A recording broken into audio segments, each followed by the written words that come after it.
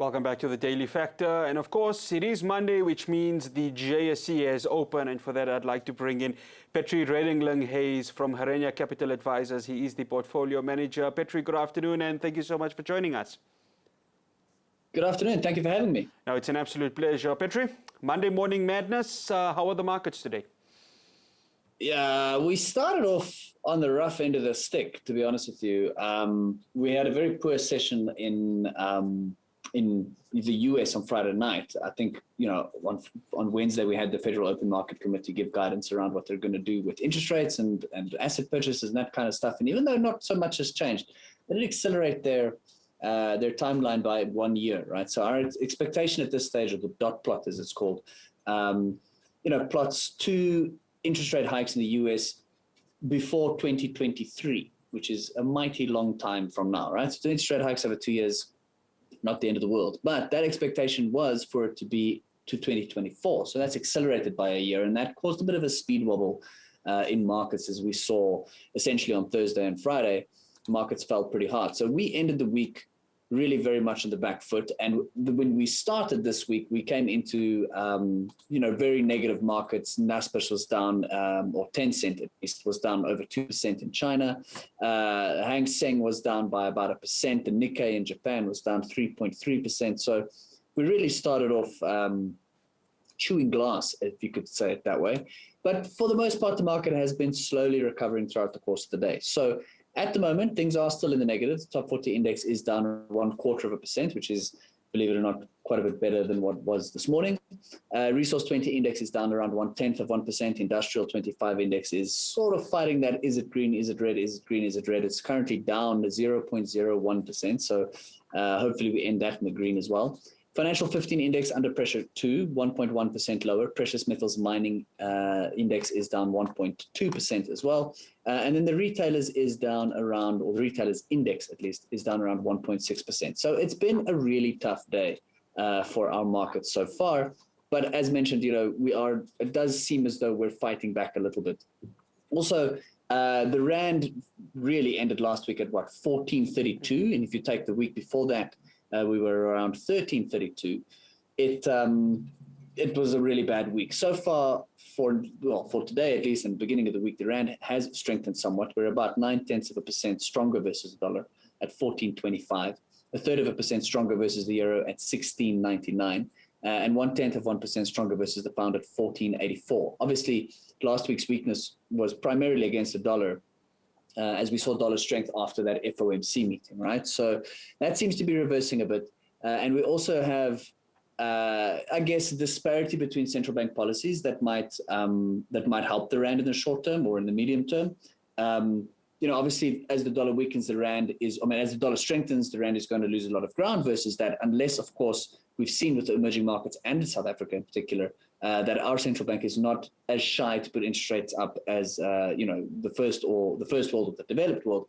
So if we see interest rate hikes, we're seeing a faster recovery of economies within the emerging market complex, if you will.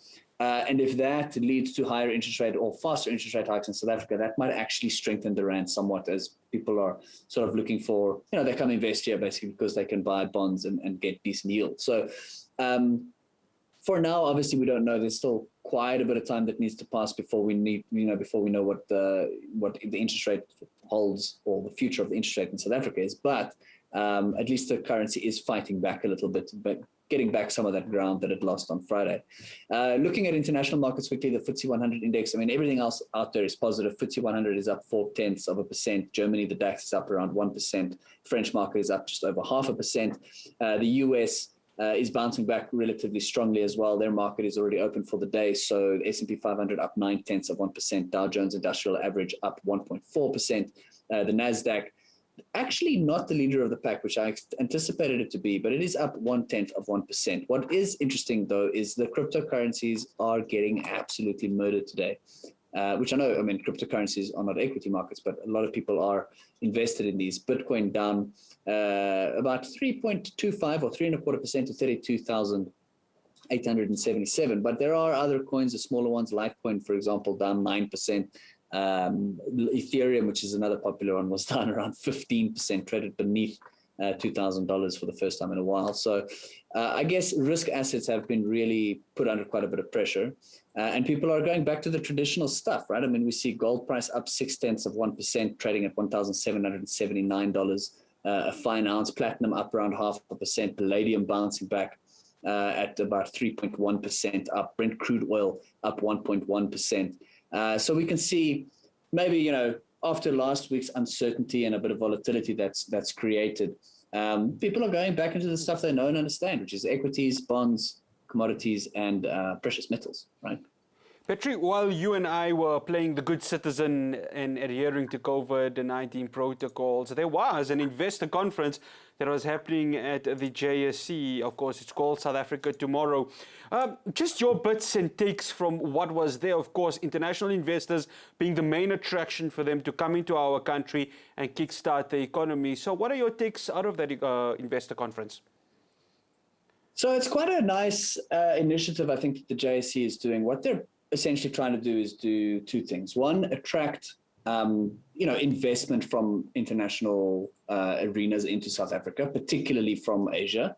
And two, potentially attract listings from Asia, right? So if a company lists on the Johannesburg Stock Exchange, it can list on multiple other exchanges. We've seen that with A2X, with the likes of Billiton, for example. It's listed in Australia, it's listed in Johannesburg, and it's listed in London, right?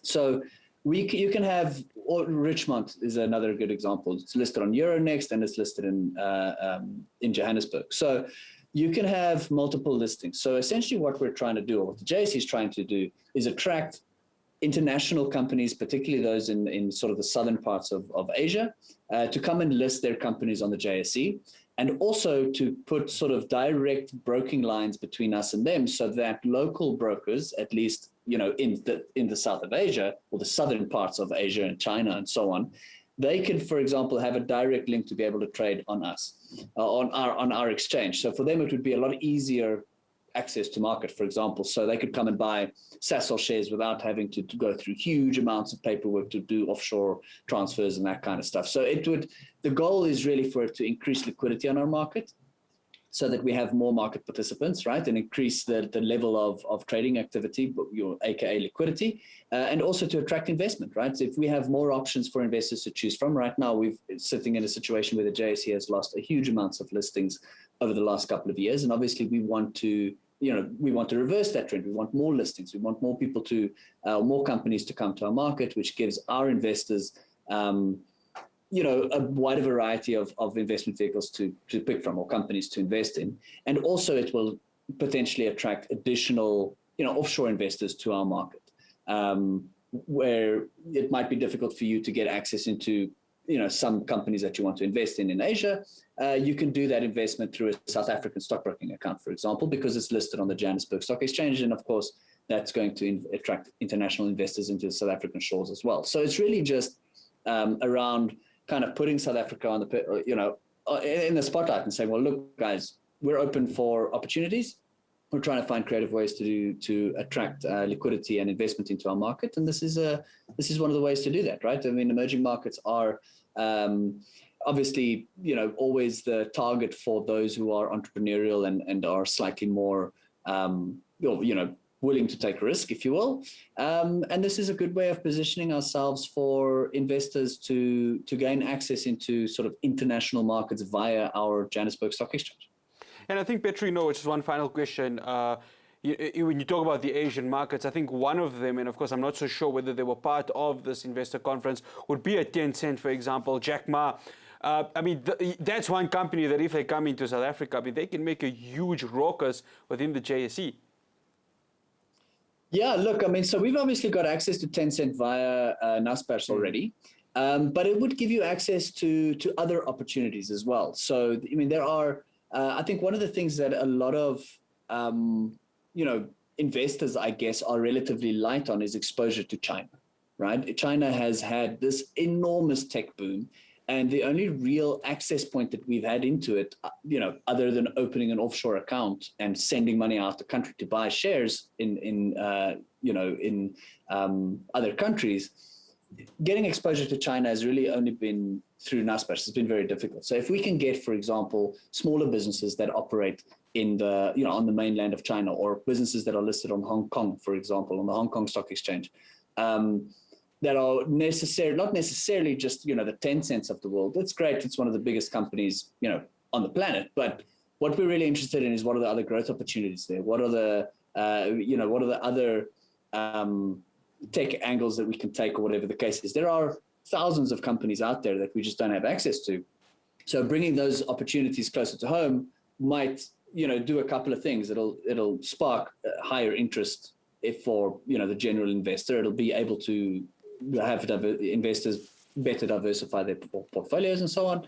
So overall, I think it's a pretty good thing. I mean, yeah, you could buy Tencent. I mean, personally, I would just go buy Tencent ADRs in the US, right? Or, buy Prosus in Europe is another good access point into it. Getting shares on mainland China is sometimes a bit challenging. But, there are ways and means that you can do that. This would just make it a lot easier. So, for example, if you open an offshore account and you want to buy shares in China, it doesn't really make sense to do that unless you're going to move $5,000, primarily because there's a lot of transaction fees and getting your money offshore, and it's time consuming, and, there's certain fixed costs. And if you can't cover those costs relatively easily, it makes small investment very difficult in these, in these markets. As where if there were a link between us, on the JSE directly to the Hong Kong Stock Exchange, for example, and we can get access to these shares for very cheap without the need for, very expensive, large offshore transactions or transfers. Hey, man, that's great for the entire ecosystem, right? Yeah, no, definitely. Well, we'll be, of course, following that with regards to how the investment will be happening in South Africa. PETRI Redinghluyys, Portfolio Manager at Harenya Capital Advisors. We'll see you again, same time, same place tomorrow. Thank you so much. Thank you. Have a great day. You also, there will PETRI giving us a breakdown, of course, not just of the markets, but of course what happened in the South Africa Tomorrow Investment Conference that, of course, took place at the JSE over the weekend.